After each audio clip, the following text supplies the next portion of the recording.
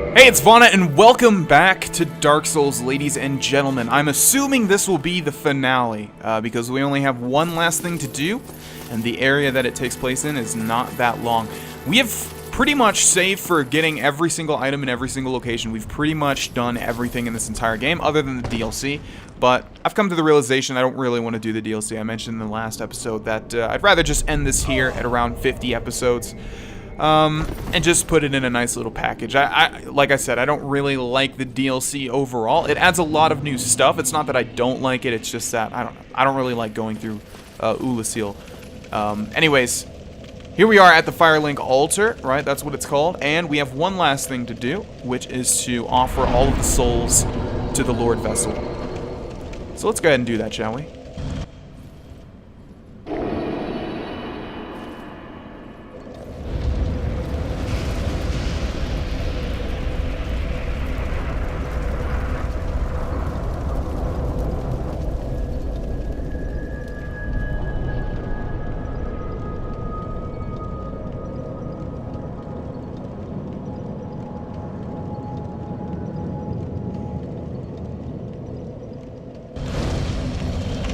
Alrighty, the way forward is now open. I just also realized we have 143,000 souls, so it would probably be a good idea to level up as well.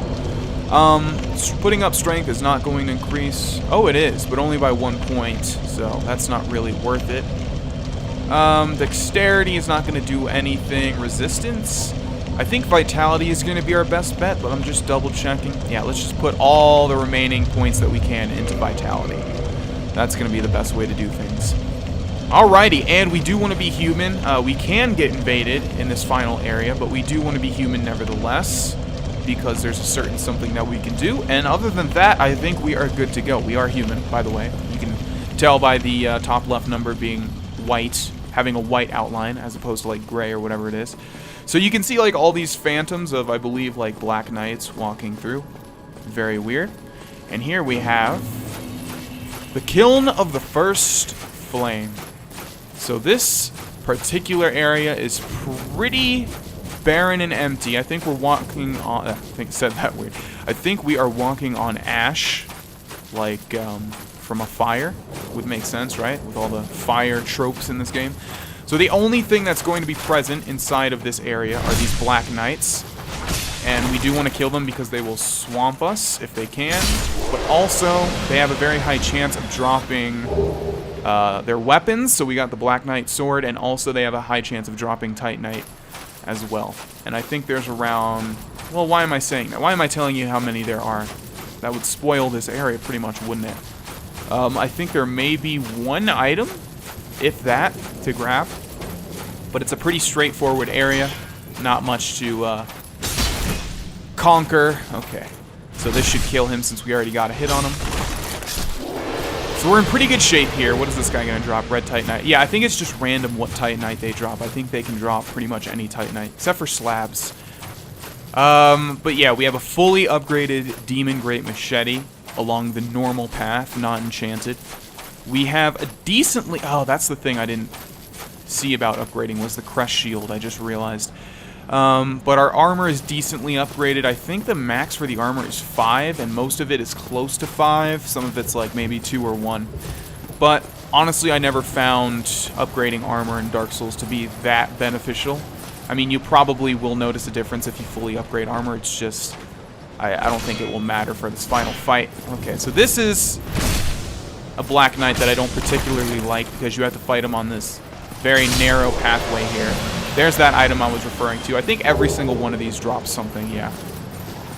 Okay, let's go back to this item and see what we have. And also, we'll take a moment to look at the vista we have before. Oh, okay, so it's the Black Knight set. That makes sense. So yeah, this is the kiln. It looks like a giant coliseum. I guess it's supposed to be like... I don't know, was this whole thing lit on fire? Again, Dark Souls lore. It's sort of have to figure it out yourself. It's not out there. But yeah, it's just one straight path, nowhere really to diverge and explore. And as you can tell, it's not really that difficult either, as long as you take these things out one by one. So here we actually have a summoning sign for the Knight Solaire, and the reason we can summon Solaire here is because we completed his side quest. If you didn't, he would not be here. And I think, like I said, I think summoning here is actually going to prove to be more negative than beneficial for us. But because we did the side quest, and because I think Gwyn is supposed to be this guy's father, I think it's poetic that we end it with him. But yeah, I think overall he's going to make this fight more difficult. But I guess we'll see. I've never summoned Solaire for this fight ever. So it'll be interesting to see if he helps us out or not. Maybe he even gets a buff. I'm not exactly sure. But I think we only... Oh, there I go, spoiling how many enemies are left again. No reason to do that. Okay. So white Titanite chunk from this guy, and we have this dude down here. None of them have dropped, like, the Great Axe yet, which is a really good weapon, I think. The Black Knight Great Axe, I think, is a decent weapon. I'm not sure about the sword and all this other stuff we're getting. Forget what that is. It's like the polearm or something. Yeah, they didn't really drop their weapons, but you can come back here and farm. And it would appear, ladies and gentlemen, that we have come to the final boss fight of the game. We have a giant fog door in front of us. There's nothing really that we can buff with. Not sure if using the Crest Shield is better or trying to roll with the Grass Crest Shield is better. I think we'll stick with the Crest Shield for now. Are you ready, Knight Solaire? Gonna have to take that non-response as a yes. Let's go through the fog door, shall we? And inside is going to be Gwyn, Lord of Cinder. One of the only boss fight. Oh my god, he does like my entire stamina bar with one hit. So it probably is going to be easier because Solaire will take his aggro. So I guess we'll just switch to... Oh! Nope. I was going to switch to two-handed. Oh man, I guess we can't even block here because he's dealing a lot of damage. So let's use an Estus Flask. Would like to switch to my Grass Crest Shield, but we'll just try a running attack on him. We do a decent amount. Yeah, I guess there's no real point to try and block. We'll just sort of let him... yeah, his sword has a big, giant reach. We'll just sort of let him aggro onto Solaire, and we'll use Estus Flasks when we can. But Solaire is not doing too well. He's actually about to die. Okay. Need to keep our stamina up so we can roll out of his attacks. Okay, we'll just keep getting running attacks in when we can. That's staggering him, which is nice. Oh, so is a normal attack. Okay. This actually might be a lot easier than I thought. One more attack, maybe, is going to do it. And Solaire didn't even die. It's over, Solaire. Stop attacking your dad, I think. I don't think it's been confirmed that Gwyn is his dad. Victory achieved, Soul of Gwyn, Lord of Cinder. And should get souls too, right? Sunlight Metal. 70,000 souls. Alright, that wasn't too difficult of a boss fight. If you're fighting him alone, it is kind of difficult because, like, as you saw, he does your entire stamina bar with, like, one hit, and also his sword has a great reach. You can actually do stuff with that soul we just got, but we need to wait till the next playthrough, New Game Plus. Okay, so we have a rather ambiguous choice here. If you haven't looked up a walkthrough, if you haven't played this game at all, you might not realize this choice is available to you. We can walk to a bonfire in the middle there. You can see it right there in the middle. We can walk to that bonfire and light it, and that's what you think should happen. That might be what you think is your only option. But actually, we can also exit through the entrance where we came in. You can exit back, and that's another choice. So I don't really know what I'm going to choose, actually. I wasn't really prepared. I was prepared to make the decision at this point in time. So I think I'll explain the different options right now. If we were to light that bonfire, we would basically become Gwyn, and that's what everyone is telling us we should do. You know, his daughter Guinevere, and what is his name? Kingseeker Frampt, the giant primordial serpent. They're saying that we need to take up the reins as the Firekeeper, which is what Gwyn was doing, and sort of keep the world from going into dark, which sounds like the ideal happy ending, right? But that it's not as easy as that, which is why I like Dark Souls. If we were to exit, we would let the world be covered in dark, and the reason for that is because I think the whole thing of, like, keeping the fire lit and stopping the world from being covered in darkness is delaying the inevitable. I think I've looked into the lore, and that's what I think is going on. I think, yeah, inevitably it is going to happen, and we're just delaying the inevitable by not allowing the darkness to cover the world, which I don't think is necessarily a bad thing. Again, Dark Souls lore is so obscure. But regardless, I think what we're going to do is break the cycle and let the world run its course. So rather than lighting the bonfire, we will exit.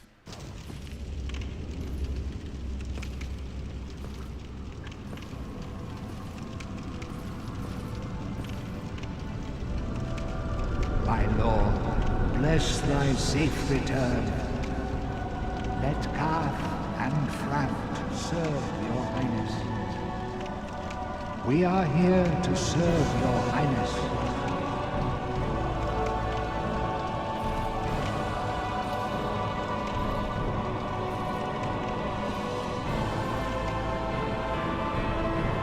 Let true dark be cast upon the world. Our Lord hath returned.